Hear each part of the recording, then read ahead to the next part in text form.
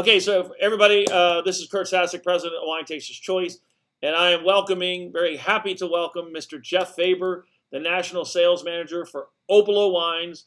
They make fantastic product, and they are located in Paso Robles, California. I'd say my favorite are the blends because you do the Bordeaux style blend, you do the Rhone style blend, but it has a Paso Robles flair. So, anyways, without further ado, Mr. Jeff Faber, please take it away. Well, good afternoon, Curt, and good afternoon, everybody. First and foremost, I want to send a shout out to everybody on the front line in the medical community, the retail community, everybody that's out there right now that's really bringing their best so that folks like us can be back at the cellars making wine to give you a chance just to relax and kind of fall into the moment. One of the things that we like to do, and not only in Paso Robles, but especially at Opolo, is to really just stop for a few minutes and understand that life moves very quickly. It's a kind of a Ferris Bueller syndrome. And we realize that it moves very quick. And you see all walks of life come through a vineyard. You know, this is before the whole COVID event.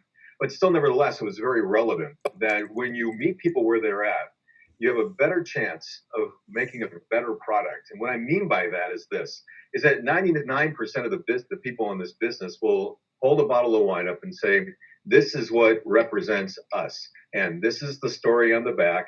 And you pretty much are left with that. Somebody will throw out points and they'll say it has 90,000 points or 100 points or whatever it is.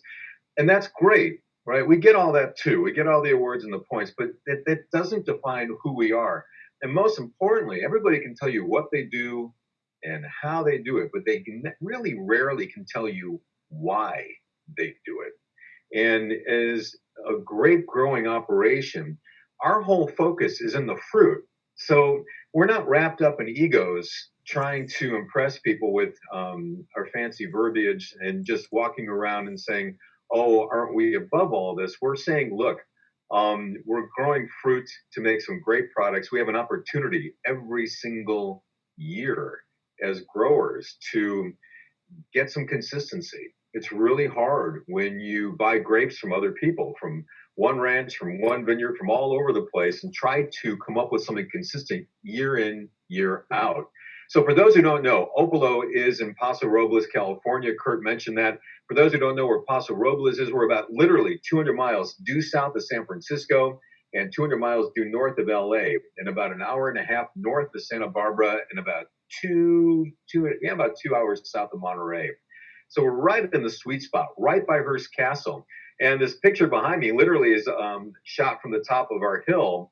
And back where the sun is over there, that literally is aiming toward the Pacific Ocean. So we're about 11 miles from the water, Wow. Which gives us this really hot days. I mean, triple digits, but exceptionally cool nights. So you can actually grow, I know it sounds crazy, but you can grow Pinot Noir and all sorts of really great Rhone blends. And so it gives us a chance to play.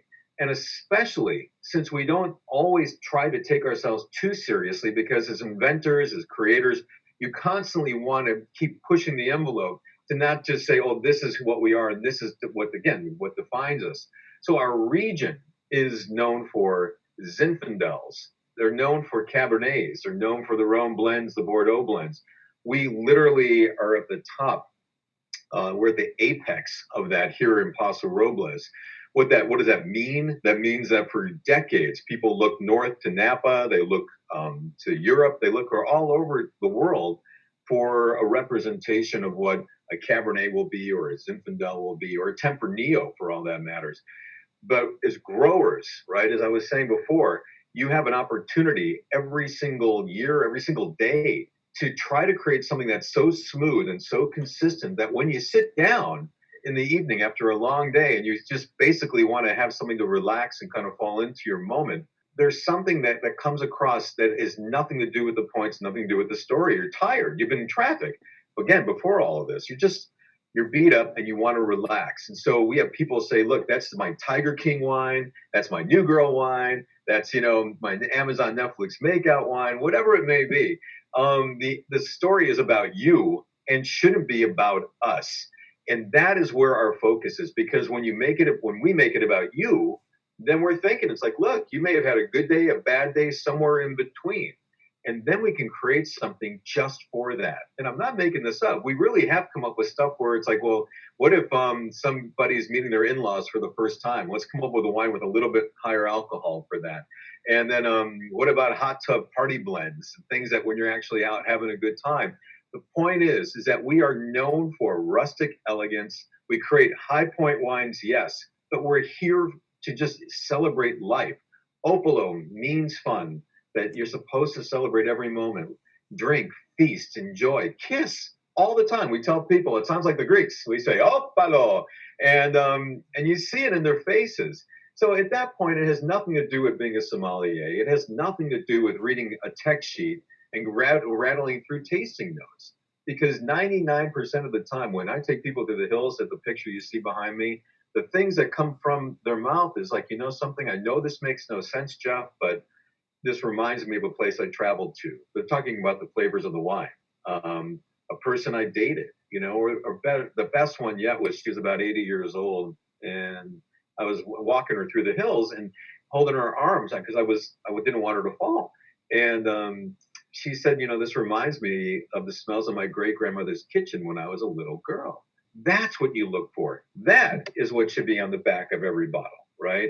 Is a story that relates to you and isn't about selling something or selling the business of wine, right? And I think that, again, the industry has kind of bought into these kind of things, and that's wonderful. But just when you think of Opolo, I want you to remember this, that every one of the 27 different types of wines, and we make 27, they're limited production, it's boutique, right? This is handcrafted, artisanal craftsmanship. But what's so great about these is each and every one takes you on a trip around the world. So whether it is Malbec or Tempranillo or Barbera, our Barbera is just like liquid caramel and smoke. It's amazing. And so it lights people up, right? And when you see that in their faces, again, all the details are interesting if you like to study it. But for us, that's the why behind it all. And you see it in people's eyes every single day when they're drinking. It's just to take the edge off and to have a moment, it's a catalyst to a conversation. So at Opolo, we celebrate life. We've got crab feeds, we've got blending parties, we've got a harvest party every October where we literally fly in Serbian and Croatian dancers and musicians, fully costumed. And we have 700 people at the top of our hill, right behind us there. And they stomp grapes, just like I Love Lucy. As a matter of fact, people have said it reminds me of I Love Lucy meets Zorba the Greek meets My Big Fat Greek Wedding, all wrapped up into one. And I host this thing, right? And so this is what's so interesting is that when people are up there, it's not about what kind of cars they have or how big their houses are, how much money is in the wallet. It's like everybody, no matter who they are, it's all even Steven, just for a couple of hours. And it's a celebration of being alive, right? And whether they're 21 or 87 years old, they are all out there. And everybody keeps saying they feel like they're in an old Cecil B. DeMille film, right?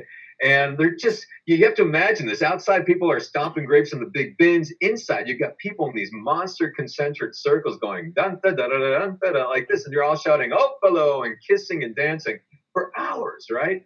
And I never want it to end because it shows me and it shows us the commonalities between all of us, right? That we are, even with this disaster and crisis going on right now, we're all going through it together, right? And that's the beautiful thing about life, the highs and the lows, right? But we get to go through it together. And that is why Opolo Vineyards does what it does. It's why we work so hard. We've been doing this since 1999. And this was just a hobby that got out of control. You make money when you sell grapes. You can lose money very quickly when you start to bottle it and try and sell it, right? And you'll see that, folks, when you go to the stores, no matter where you are, whether you're shopping Central Market or HEB or anywhere around the country, Mariano's in Chicago, Albertsons in California, it's just, the idea is this: when you walk into a wine section, it's kind of like just a visual shock. There's so much to look at. And there's so many stories that are similar and resonate. So how do you separate yourself from all that, right?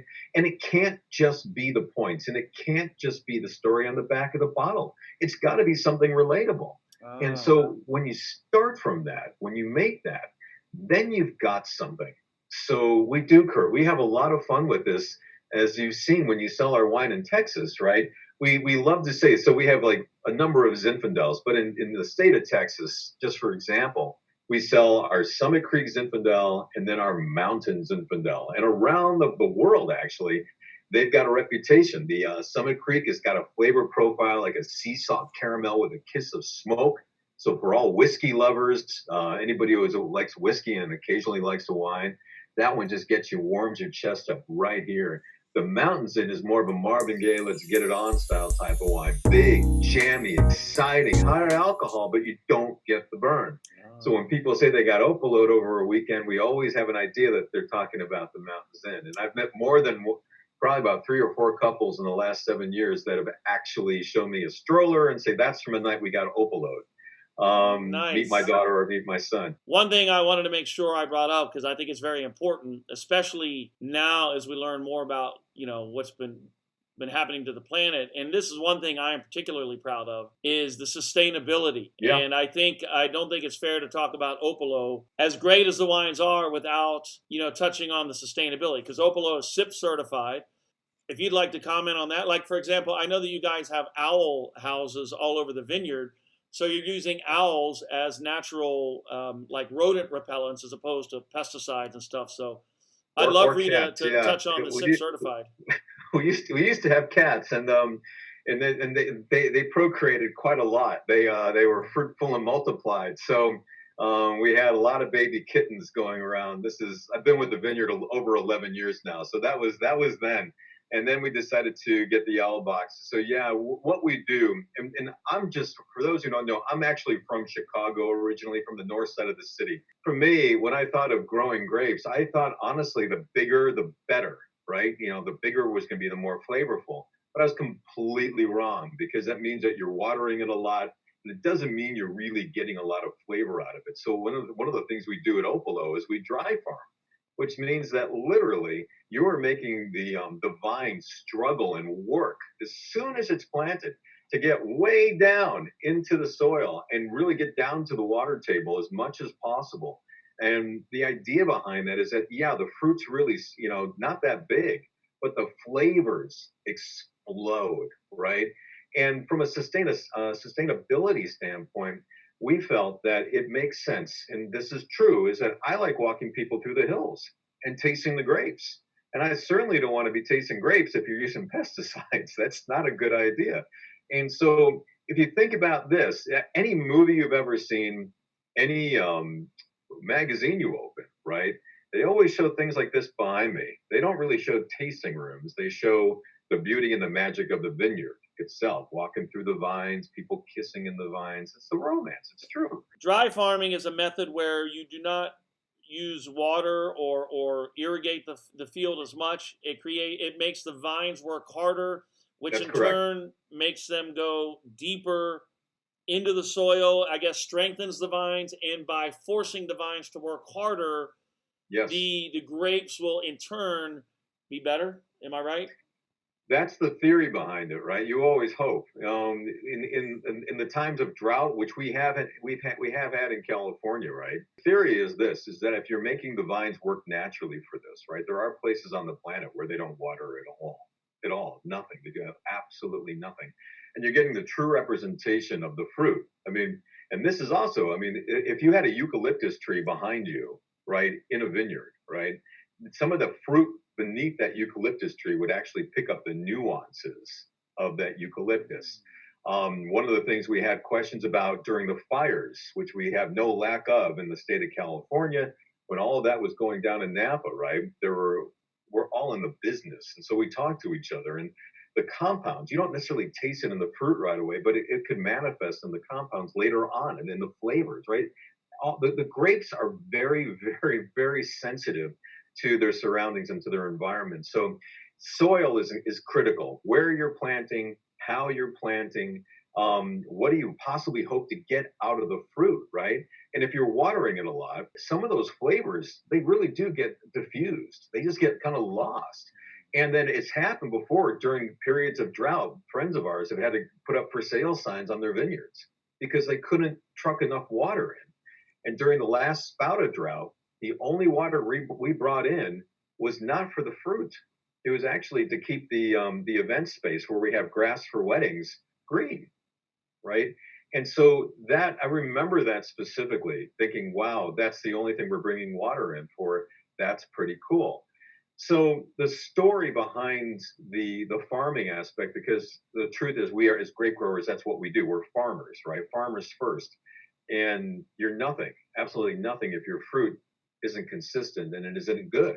So we do. We it sounds terrible. It sounds like I'm joking, but we actually do these classification meetings a couple of times a year where we sit and we taste through the raw wine. It's usually about 3.5 hours long, and you take baby sips, right? About 130 different types of wine, and you grade it, right? My first year, the reason I'm smiling is because the first year I didn't realize you should spit. But the truth is, we do. We take pride in tasting things out.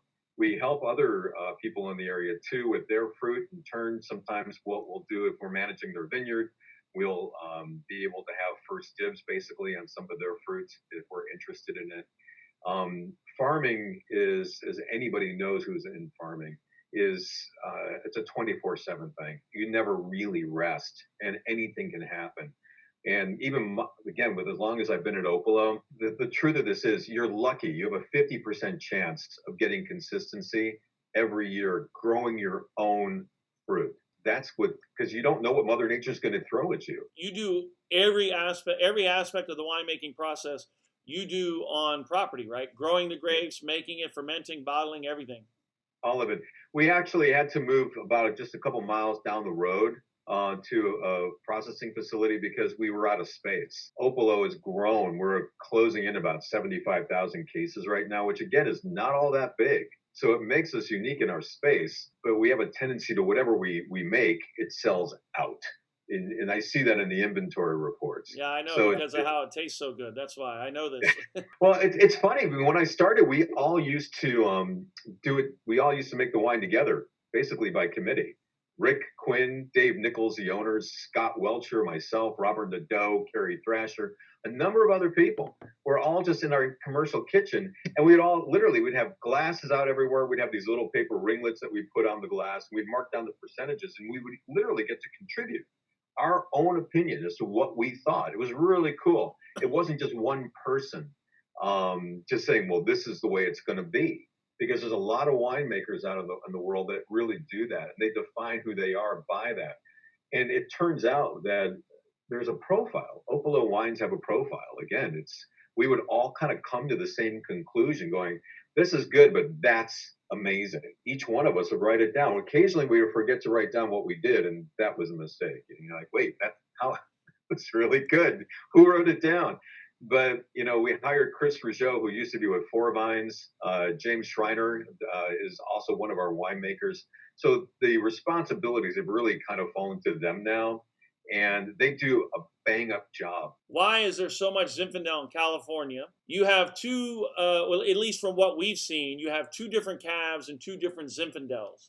Yeah. So could you just briefly touch on, for my people to help them sell, just a brief description on how you would differentiate between the two different calves and the two different Zins? All right. So one of the things that we'd like to do is discuss about how or why there's so much Cabernet and so much Zinfandel in California.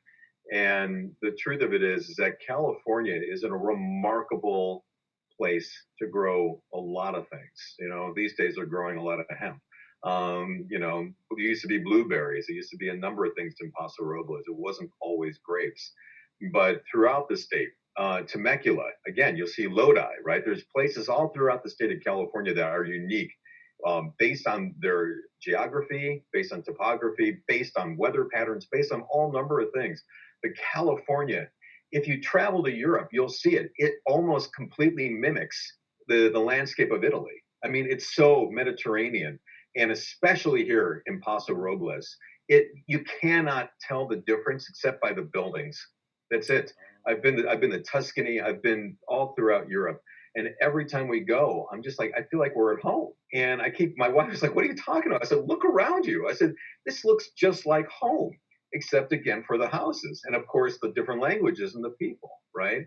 So the climate literally just lends itself to being able to grow. Again, if you take the time to do it right, some amazing varietals. And the truth is, yeah, I said Pinot Noir can grow up in Paso, but not very well. It really does well about 35, 40 minutes south of us, Edna Valley, Santa Barbara, Santa Maria. So, and the same thing with Albarino, right? Albarino doesn't grow as great in Paso Robles as it does 45 minutes south in Edna Valley. So that's what we'll do sometimes is we'll say, let's go work down at Edna Valley, get some of that fruit down there, and then we'll sell some of our zinfandel to somebody else, etc. So the thing is this, Opolo is famous for zinfandels and cabs. We have two different types of Cabernets in the marketplace. We have probably maybe 5 that we make total, but in the marketplace, you're going to find 2. Our premier one is this one. This is the Opolo Cabernet, if you can see that. Mm-hmm. That's our estate cab. And so the difference between the estate cab and then the lower price cab, which is known as Summit Creek. So Summit Creek Cabernet and then the estate cab. So let's start with the Summit Creek, for example. Summit Creek Cabernet was created deliberately, not just because of a lower price point, but because we wanted to have something for people that lived in a hotter, warmer climate, that wanted Cabernet in the humidity, in the dry heat, to be able to barbecue on site and be able to have a nice glass of Cabernet without breaking in the sweats. And so when you have a dense, thick, rich, and creamy Cabernet, that feels great when it's a little bit chilly outside. You're having a nice steak. You're on the couch with somebody special. You're like, hey, come on over here, get a little bit closer. That's romantic stuff, right? So the estate cab is really crafted for that. That's the big, sexy, relaxing, easy drinking, rich, fulfilling. Let's go have some fun type of wine. The Summit Creek Cabernet is going to be priced closer to about, say, $19 to $20 versus the estate being closer to $30, $33. And then it's more accessible price-wise, yes. It's got a lighter profile, right? It's still dark and deep in the glass, but I always call it regular and extra crispy, right? It's a great point of entry just to kind of come on in, have an easy glass of Cabernet. If you're standing in the heat and it's 95 degrees outside and you want to be outside by the water, or you're barbecuing, you have people on over and you want to enjoy a cab, it's great. Plus, we also crafted our Cabernets as a great sear on meat. So people will make reduction sauces out of it.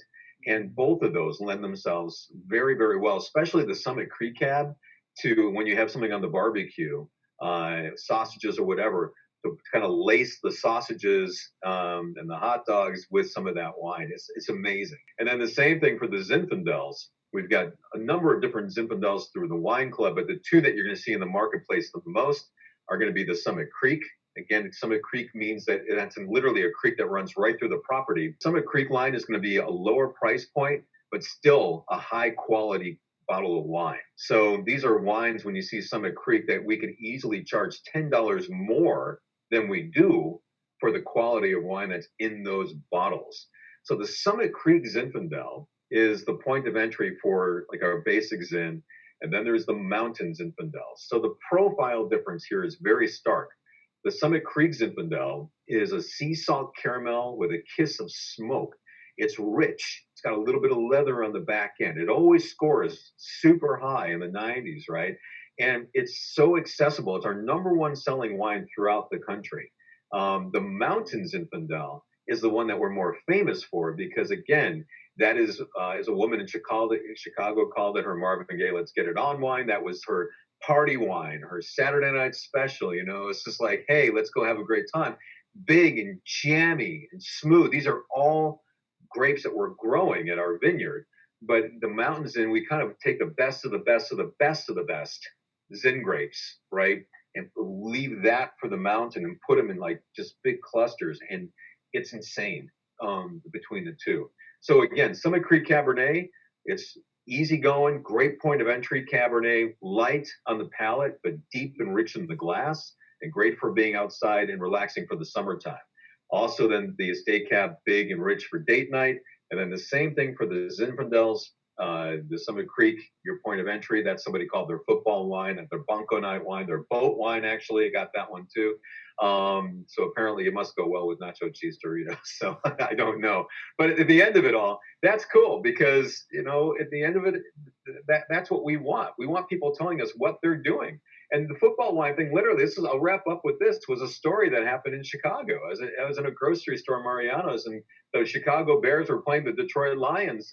And there was a big guy in an elevator, and the elevators were pretty small. And most people will admit that talking in elevators is not what people normally do. We're very quiet in elevators. And there's no space. And this guy had every chip known to mankind in his basket. I mean, it's overflowing, right? It's everything. And on the bottom of his basket, I see 3 bottles of the Summit Creek Zin. And I didn't have an Opolo shirt on, right? So he didn't know who I was. And I just kind of looked and I smiled, and the elevator's opening up, and like, looks like you like that wine. He goes, dude, that's my football wine. Yeah. And then he left. I called my wife and I said, did you know we have a football wine? It's that kind of story right there. That's what you work hard for to get, right? Where somebody says that's what they do with it. How can that not inspire you to go back, right? And just say, guys, come on, let's come up with something else to do more of that. And those are the moments that you just smile ear to ear and just say, Opolo.